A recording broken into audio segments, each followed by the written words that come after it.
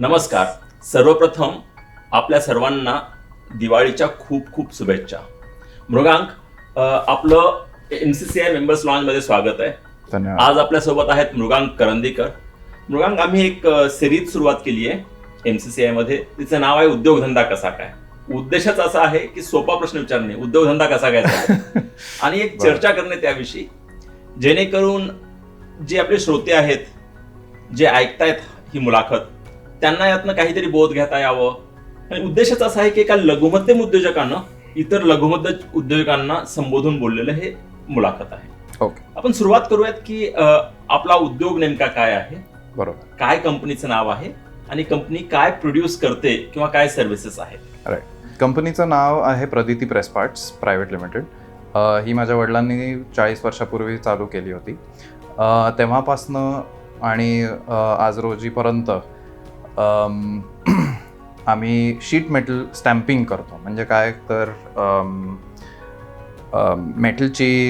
मेटलचा पत्रा घेऊन त्याला प्रेस मशीन्स किंवा स्टॅम्पिंग मशीन्समध्ये घालून एक आकार देऊन ते OEM ला जे एंड कस्टमर आहेत त्यांना आम्ही ॲज अ सप्लायर म्हणून डिलिव्हर करतो. ही जी 40 वर्षापासून कंपनी आहे, माहिती आहे की दीपक करंदीकरांनी सुरुवात केली आपल्या वडिलांनी. ते चेंबरचे अध्यक्ष आहेत, त्यामुळे आम्हाला चांगली ओळख आहे त्यांची आणि तुझी आणि माझी चांगली ओळख आहे.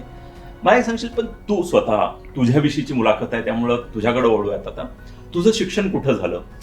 माझं बॅचलर्स मी पुण्यात केलं मेकॅनिकल इंजिनिअरिंगमध्ये आणि मास्टर्ससाठी मी TU बर्लिनला गेलो किंवा माझं मास्टर्स TU बर्लिनमध्ये पूर्ण केलं आणि जर्मनीमध्ये राहून 8 वर्ष तिकडे घालवून मग शेवटी मनात विचार हाच होता की परत यायचं आणि आपल्या इंडस्ट्रीसाठी किंवा आपल्या इकॉनॉमीसाठी काहीतरी करावं, म्हणून परत येऊन आता वडिलांबरोबर कंपनी चालवायला घेतली. खूप छान. हा मुद्दा ना, आपल्यापैकी बरीच लोक भारतातनं, बरीच म्हणजे काय, हजारो मुलं मुली हे परदेशामध्ये शिकायला जातात. USA, UK, जर्मनी आणि इतर ठिकाणी. प्रत्येकाकडं ना तिथं गेल्यानंतर एक मुद्दा असतो की इथंच नोकरी करायची. प्रत्येकाला इच्छा असते, जास्तीत जास्त लोकांना इच्छा असते. ती नोकरी करताना मग बरेच प्लॅन होतात की इथं कसं तरी राहून टिकून राहायचं, असं बऱ्याच लोकांना वाटतं. प्रत्येकाला नसेल पण बऱ्याच लोकांना. बरोबर. मात्र ते सर्व झाल्यानंतर, टिकून राहिल्यानंतर बरेच वर्ष, तरीही परत यावं वाटणं आणि अशा चांगल्या उद्देशासाठी ही खूप खूप प्रशंसनीय गोष्ट आहे. आणि ही मराठी ऐकणारे फक्त महाराष्ट्रातलेच नव्हे तर महाराष्ट्राबाहेर इतर देशातलेही लोक याचा नक्कीच नोंद घेऊ शकतील किंवा तेही याविषयी विचार करू शकतील. त्यातलीही बरीच लोक विचार करत असतील परत येण्याचा. त्यांनाही एक चांगलं उदाहरण दिसेल की परत आल्यानंतर काय होतं. बरोबर. ठीक आहे. बरोबर. तर सुरुवात करूयात, परत कधी आलात? साधारण 2 वर्ष झाली आता. पुढचा प्रश्न मी असं विचार करतोय की तुम्ही विचाराल की काय ट्रान्झिशन मध्ये फरक होता. इकडची काम करण्याची पद्धत एक आहे, तिकडची वेगळी पद्धत आहे. जर का दोन्हीकडे चांगल्या वाईट गोष्टी आहेत.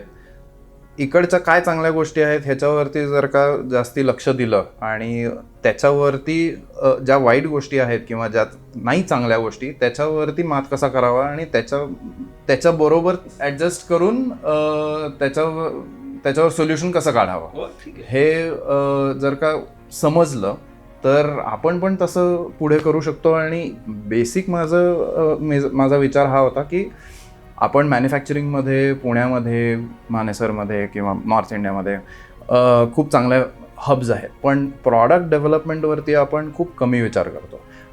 बाहेरनं प्रॉडक्ट आणा, कोणाबरोबर तरी टेक्नॉलॉजी पार्टनरशिप करा आणि इकडे प्रोड्यूस करून त्यांना परत विका.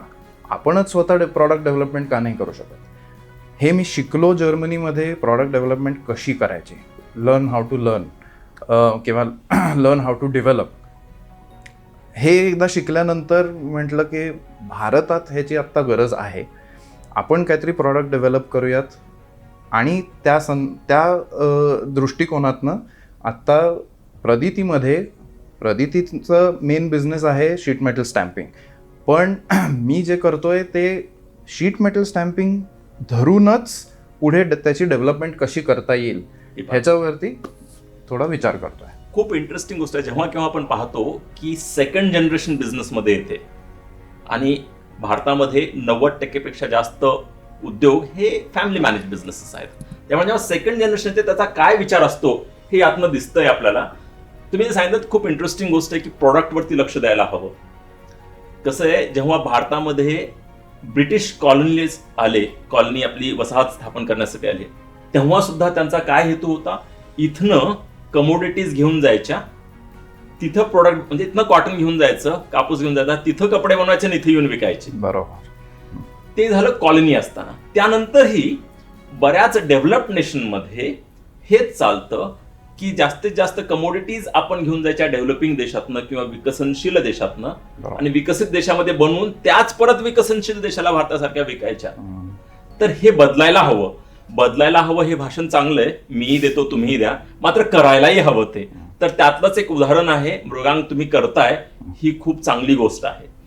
पण परत वळूयात आता की हे आपण करत असताना किंवा आपला उद्योग चालवत असताना आणखी काय बदल जाणवतोय. वडील स्वतः 40 वर्षापासून उद्योग करतायत. ठीक आहे, हा शो असा नाही की वडील आणि मुलांमध्ये किंवा 2 जनरेशन मध्ये कसा वाद घालावा हा नाही मुद्दा मुळीच. तरी पण हा प्रश्न मला विचारायला हवा की काय डिफरन्सेस येतात विचारसरणीमध्ये जेव्हा 2 वेगवेगळ्या जनरेशन्स एकत्र काम करतायत. तुम्ही बाहेर शिकल्यानंतर 8-10 वर्ष बाहेर देशामध्ये काम केल्यानंतर परत येताय. बरोबर. तुमच्या वडिलांना जरी एक्सपोजर असलं तरी त्यांनी 4 दशकं इथंच काम केलेलं आहे. हे जेव्हा होतं तेव्हा काय डिफरन्स ओपिनियन येतात आणि ते कसे डील केले जातात. पहिले म्हणजे तुम्ही जसं म्हणलात की माझ्या वडिलांना थोडा एक्सपोजर असल्यामुळे माझी केस थोडीशी वेगळी असू शकते. पण इन जनरल थोडा ओल्ड स्कूल विचार जो असतो त्याच्यामधनं बाहेर पडायला जरा वेळ लागतो. आणि बऱ्यापैकी वेळेला आता मी माझ्या पियर्स बरोबर सुद्धा इंटरॅक्ट करताना असं समजलंय की त्यांची जी एक्सपिरियन्सनी थॉट प्रोसेस जी भक्कम झालेली असते म्हणजे जुन्या पिढीची ती तोडायला किंवा त्याच्यामध्ये बदल घडवायला जरा वेळ लागतो. हा जर का तुम्ही चिडचिड करून बदल घडवायचा प्रयत्न केला तर तो कधीच होणार नाही. पण जर का तुम्ही तुमचा मुद्दा मांडला, त्यांनी त्यांचा मांडला आणि तुम्ही हे वाढवत जर का त्यांना कन्व्हिन्स करू शकला की ठीक आहे बाबा हे घडू शकतं आणि हे असं घडू शकतं, आणि जरी का नाही तरी तुम्ही छोटा प्रयोग करून बघा, तो जर का सफल झाला तर मोठा प्रयोग करायला सुरुवात करा. छोट्या छोट्या पावलांनी जर का तुम्ही तिथपर्यंत गेला तर त्यांच्या सुद्धा मनात हा बदल घडू शकतो. पण ते कसं करायचं हे केस टू केस फरक पडू शकतो. पण इन जनरल असंही नाहीये की आपल्याकडे एक मुद्दा मांडला की तो फायनल आहे, असंही नाहीये. विचार चालना कशी बदलायची आणि ती बदलते हे सुद्धा मी म्हणू शकतो किंवा बघितलेलं आहे. यातनं 2 चांगल्या गोष्टी आल्यात. ती पहिली अशी की विचार बदलतो. दुसरी मात्र ही महत्वाची की पेशन्स असायला हवा. बरोबर. राईट. आणि कुठलीही चिडचिड न करता पेशन्स ठेवून जर परसुएट केलं तर शक्य आहे विचार बदलणं, जुन्या पिढीचा विचार बदलणं. नव्या पिढीची बरीच मुलं मुली ही मुलाखत ऐकत असतील, त्यांच्यासाठी हा खूप महत्वाचा मास्टर क्लास आहे, हे नक्कीच लक्षात ठेवण्याजोगं आहे. तर हे झालं ट्रान्झिशन जे आहे. आपण जर्मनी टू पिंपरी चिंचवड हे ट्रान्झिशन बोललो. त्यानंतर transition from earlier generation to new generation हे झालं ट्रान्झिशन. आता आपण वळूयात आपल्या प्रोडक्ट्सकडं किंवा सर्व्हिसेसकडं. आपण तर प्रोडक्ट्स आहेत, मॅन्युफॅक्चरिंग कंपनी आहे. ह्या प्रोडक्ट्समध्ये काय ट्रान्झिशन होत आहेत किंवा तुमची काय ट्रान्झिशन करावं अशी इच्छा आहे? तर मी जसं म्हणलं तसं की माझे जे प्रॉडक्ट्स आहेत ते बिझनेसच्या अलाइनमेंटमध्ये आहेत. उदाहरणार्थ आम्ही शीट मेटल स्टॅम्पिंग करतो. माझ्या नवीन प्रॉडक्ट्समध्ये ज्याच्यामध्ये आम्ही वेस्ट मॅनेजमेंटवरती काही प्रॉडक्ट्स बनवतोय त्याच्यामध्ये प्रायमरीली म्हणजे सर्वात जास्ती आम्ही शीट मेटलच वापरतोय. आणि आमच्याच बिझनेसला थोडासा पुश द्यायला म्हणून हे होऊ शकतं जर का प्रॉडक्ट मार्केटमध्ये चालला तर. आणि मार्केटला सुद्धा त्याचा खूप फायदा होऊ शकतो from the product point of view, की प्रॉडक्टमध्ये जे काय पॉझिटिव्स आहेत त्याच्यामुळे मार्केटला, आपल्या सस्टेनेबिलिटीला, आपल्या रिसायकलिंग सगळ्याला उपयोग होईल असा हा प्रॉडक्ट आहे. अजून पण काही प्रॉडक्ट्स आहेत त्याच्यामध्ये पण हाच विचार आहे. बिझनेस तर आहेच मागे, पण माझ्या वडिलांचे अजून कंपनीमधले ज्या लोकांचे कोर कॉम्पिटन्सीज आहेत त्या वापरून आपण कुठला प्रॉडक्ट कसा डेव्हलप करू शकतो ज्याने अख्ख्या इकॉनॉमी आणि आपल्या मार्केटला फायदा होईल आणि एन्व्हायरमेंटला न त्रास देता. खूप छान. म्हणजे सस्टेनेबली आपल्याला काय डेव्हलप करता येईल हे तुम्ही पाहताय. बरोबर. आणि तुमचा प्रोडक्ट वरती जो भर दिसतोय तो वाखाणण्याजोगा आहे, कारण ते खूप महत्वाचं आहे. तर हे सर्व करत असताना असं लक्षात येतं का की आपल्याकडं काही स्किल्स हवे आहेत पण रेडीली उपलब्ध मिळत नाहीत, असं जाणवतं का? हो, थोडासा मॅनपॉवर ट्रेनिंग आणि स्किलिंगमध्ये फरक जाणवतो जर्मनीमध्ये आणि इथे. उदाहरणार्थ जर्मनीमध्ये जर का मला कुठल्याही डिझायनरला काही डिझाईन करायला सांगायचं असेल तर मी त्याला प्रॉब्लेम स्टेटमेंट देतो आणि तो करून आणतो. वेअरएज इकडे माझ्या एक्सपिरियन्स प्रत्येकाचा वेगळा असू शकतो, पण माझ्या एक्सपिरियन्समध्ये कमिंग फ्रॉम MSME लहान उद्योजकांच्या ह्याच्यामधनं ज्यांना खूप मोठे खूप एक्सपेन्सिव्ह डिझायनर्स परवडत नाहीत फॉर एक्झाम्पल, त्याच्यामध्ये फरक पडतो की त्या डिझायनरला एक्सपिरियन्स नसतो, त्या डिझायनरला अजून 10 प्रश्न असतात की हे कसं करावं ते कसं करावं. तेवढं ट्रेनिंग लागतं, तेवढं ट्रेनिंग द्यायला लागतं आणि एकदा ते दिल्यानंतर मग रिझल्ट्स येतात, फक्त त्याला वेळ लागतो. जसं जर्मनीमध्ये मी बघितलंय त्याला पटपट होतं, कारण ती लोक ऑलरेडी ट्रेन्ड असतात. हे त्यांच्या अख्ख्या एज्युकेशन सिस्टीम आणि अकॅडेमियामध्ये ते इतकं तर ते तिथे फरक पडतो, पण इथे आपल्याला करायला हरकत नाही आणि ते कंपनीमध्ये डेव्हलप करायचा प्रयत्न करता येतो. छान. मला आणखी सांगा, आपण बोलत न्यू प्रॉडक्ट डेव्हलपमेंट विषयी. जेव्हा किंवा न्यू प्रॉडक्ट डेव्हलपमेंट विषयी चर्चा होते तेव्हा हे लक्षात येतं की नवीन प्रॉडक्ट डेव्हलप करताना इन्व्हेस्टमेंट करायला लागते. बरोबर आहे. ठीक आहे.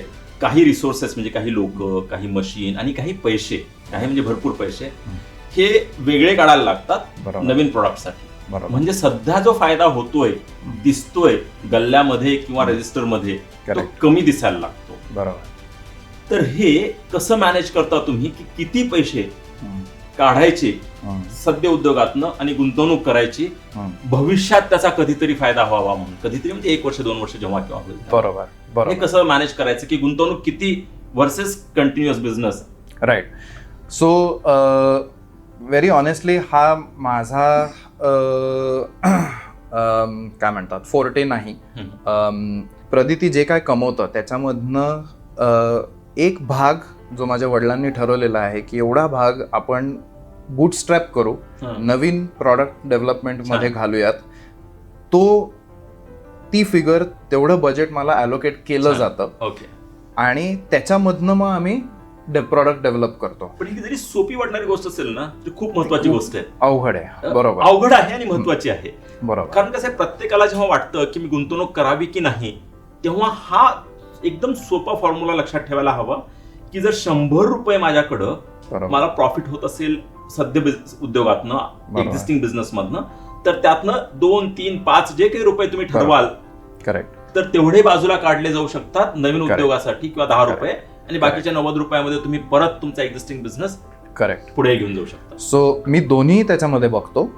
एक म्हणजे एक्झिस्टिंग बिझनेसमध्ये नवीन काय करायला पाहिजे, IoT सिस्टम्स किंवा ERPचं डेव्हलपमेंट किंवा अजून काही ज्या गोष्टी ऑपरेशनल बिझनेसमध्ये चाललेल्या आहेत. प्लस माझे जे प्रॉडक्ट डेव्हलपमेंट आहे प्रत्येकासाठी बजेट ॲलोकेटेड असतं, त्या बजेटमध्ये आम्ही काम करतो, which also pushes frugal development ज्याला म्हणतात. जुगाड नाही पण फ्रुगल डेव्हलपमेंट, जे which is like a mix म्हणू शकतो. की माझा जो एक्सपिरियन्स जर्मनीमध्ये होता प्रॉडक्ट डेव्हलपमेंटचा, पण तो त्या वेळेत आणि त्या कॉस्टमध्ये कसा करून घ्यायचा ॲट इट्स बेस्ट क्वालिटी, ह्याचा प्रयत्न चाललेला आहे. Very nice, very nice. हे सर्व आपण जेव्हा चर्चा करतोय की एक मुलगा ज्याची भारतामध्ये त्याचा अभ्यास झाला, जर्मनीमध्ये अभ्यास झाला, जर्मनीमध्ये वर्क एक्सपिरियन्स होतोय 7-8 वर्षाचा, त्यानंतर परत आल्यानंतर वडिलांसोबत काम करताना एक 2 जनरेशन्समध्ये कसं कनेक्ट केलं जाऊ शकतं, दोन जॉग्रफीमध्ये वेगवेगळ्या काय होतं जर्मनी आणि इंडिया ते कसं कनेक्ट केलं जाऊ शकतं, त्यासोबतच दोन वेगवेगळ्या प्रकारचे जे प्रोडक्ट्स आहेत, अगोदर थोडे जास्त कमोडिटाईज आणि आता थोडं जास्त प्रोडक्टाईज्ड, ते कसं होतं, दोन वेगवेगळ्या ज्या गोष्टी आहेत, परत एक्झिस्टिंग P&L आणि इन्व्हेस्टमेंट यामध्ये कसं कनेक्ट करायला हवं, असं ही कहाणी, ही चर्चा, ही मुलाखत आहे वेगवेगळ्या लेवलवरती कनेक्ट होण्यावरती. Geography, generations, technology, product connect, capital allocation connect, हे सर्व कसं बॅलन्स करत राहायचं याविषयीच ही काइंड ऑफ मुलाखत आहे. ही सर्व चर्चा आपण पुढे घेऊन जाऊयात, पण मला एक शेवटचं 1-2 प्रश्न विचारायचे याविषयीचे. ते असे की हे करत असताना असं कधी वाटतं का की एखादी प्रॉडक्ट आपण डेव्हलप करताना फेल झालाय किंवा तो पुढे नाही गेला, काही कारण असू शकतं, त्यावेळची भावना नेमकी काय असते आणि त्यावेळी काय विचार येतो? गुंतवणूक झालेली आहे, पैसे गेलेले आहेत, तुम्ही त्याविषयी पिच केलेलं आहे तुमच्या एमडी सोबत, in this case your father, बरोबर, तुम्ही अलोकेशन घेतलंय, काम केलंय, कुठल्या ना कुठल्या कारणाने ते पुढे नाही गेलं, ती गुंतवणूक आता तुम्हाला राईट ऑफ करायला लागणार आहे. बरोबर. काय सुदैवाने आतापर्यंत जे प्रोजेक्ट सुरू केले होते ते कुठलेच राईट ऑफ करायला लागले नाही. चांगली गोष्ट आहे, खूप चांगली गोष्ट. त्याचे 2 कारणं असू शकतात. एक म्हणजे त्या प्रॉडक्टची डेव्हलपमेंट लाईफ सायकल साधारण 2 ते 3 वर्षाची आहे. आम्ही अजून 1.5 ते 2 वर्षच इन्व्हेस्ट केलेली आहेत, म्हणून अजून कळणार नाही की प्रॉडक्ट फेल झालाय का नाही झालेला. आणि ह्याच्यामुळे आमचे प्रयत्न चालूच आहेत. आम्हाला अजूनपर्यंत मार्केटमधनं निगेटिव्ह फीडबॅक आलेला नाही आहे, पण आमची side by side product development सुद्धा चालू आहे. सो आम्ही जेव्हा एक्झॅक्ट मार्केटमध्ये उतरू मार्केटमध्ये, तेव्हा आम्हाला फीडबॅक येईल की नाही बाबा तुमचा प्रॉडक्ट अजिबातच नको, तेव्हा ती वेळ येईल की राईट ऑफ करायचं. आत्ता आम्ही त्या स्टेजमध्ये आहोत की आम्हाला अजून मार्केटमध्ये कम्प्लिटली उतरायचं. सो तेवढा फरक आहे. मला एक शेवटचा प्रश्न विचारायचा तो असा की जे शेकडो किंवा हजारो विद्यार्थी किंवा तरुण परदेशामध्ये, जर्मनी, USA, UK अशा वेगवेगळ्या देशांमध्ये अभ्यास करून काम करतायत, त्यांना तुमचा काय संदेश असेल? पार्श्वभूमी अशी आहे की तुमचंही हे सर्व झालेलं आहे, त्यानंतर तुम्ही परत भारतात आलेला आहात आणि एका लघुमध्यम उद्योगासोबत, जरी तुमचा असला तरी त्यासोबत काम करताय. अशी बरीच लघुमध्यम उद्योजकांची मुलं मुली बाहेर शिकतायत किंवा शिकून काहीतरी काम करतायत, त्यांच्यासाठी तुमचा काय संदेश असेल? मी म्हणेन आता इंडिया किंवा भारतात जेवढी ऑपॉर्च्युनिटी आहे तेवढी मी जेवढं बघितलेलं आहे USA आणि जर्मनीमध्ये, USA मध्ये आहे, जर्मनीमध्ये सुद्धा आहे, पण आत्ता ज्या रेटनी इंडिया वाढतंय, तुम्ही विचार करावा की परत येऊन कुठला बिझनेस टाकता येतोय का, तुम्हाला तुमची कुठली आयडिया आहे का, कारण इकॉनॉमीज ऑफ स्केल तर इंडियामधलं मी सांगायची गरज नाही. दुसरी गोष्ट म्हणजे तुम्ही तुमच्या एन्व्हायरमेंटमध्ये असता, बाहेर किती नाही म्हणलं तरी तुम्ही एक फॉरेनर म्हणून असता, तुम्ही तुमच्या देशात असल्यानंतर तुम्हाला एक गर्व पण असतो की तुम्ही तुमच्या देशासाठी काहीतरी केलेलं आहे, तुम्ही तुमच्या इकोसिस्टीममध्ये असता, तुम्ही तुमची भाषा बोलता, तुम्ही तुमच्या लोकांसोबत असता, फॅमिली बरोबर असता, आणि हा सगळा जर का तुम्हाला एक होलिस्टिक आनंद जर का हवा असेल तर मी म्हणेन परत येऊन तुमचा बिझनेस जर का सुरू करायचा असेल तर that would be the best. It would be a reverse brain drain. इंडियामध्ये परत there will be a brain gain, so to say. Very good. खूप खूप चांगली मुलाखत झाली. ही थोडीशी वेगळी मुलाखत होती या सिरीजमध्ये, कारण यावरती आम्ही सक्सेशनवरती जास्त लक्ष दिलं, वेगवेगळ्या प्रकारच्या ट्रान्झिशन्सवरती जास्त लक्ष दिलेलं आहे. ही मुलाखत आपल्याला आवडलीच असेल, मात्र आपला जो काही फीडबॅक असेल तो फीडबॅक आपण नक्की कमेंट्समध्ये द्यावा, किंवा जर आणखी काही प्रश्न असतील मृगांकसाठी किंवा MCCI साठी तेही तुम्ही कमेंट्समध्ये विचारू शकाल. आपण आज आलात आणि चर्चा केली आमच्यासोबत, त्याबद्दल खूप खूप आभार. आणि आम्हा दोघांतर्फे परत एकदा आपल्या सर्वांना हॅपी दिवाळी, दिवाळीच्या खूप शुभेच्छा. धन्यवाद.